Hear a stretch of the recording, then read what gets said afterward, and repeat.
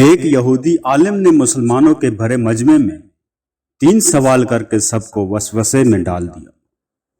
سوال نمبر 1، اللہ ایک ہے تو اس سے پہلے بھی کوئی ہوگا۔ سوال نمبر 2، اگر اللہ ہے تو اس کا چہرہ کس طرف ہے؟ سوال نمبر 3، اللہ اب کیا کر رہا ہے؟ مجمع میں ایک 9 سال کا بچہ اٹھا، اس نے یہودی سے کہا، گنتی گنو۔ یہودی نے گنتی گنی، پھر بچے نے کہا کہ اب اسے الٹا گنو۔ جب یہودی نے 1 کہا تو بچے نے کہا کہ اب 1 کے پیچھے کیا ہے؟ یہودی نے کہا کچھ نہیں۔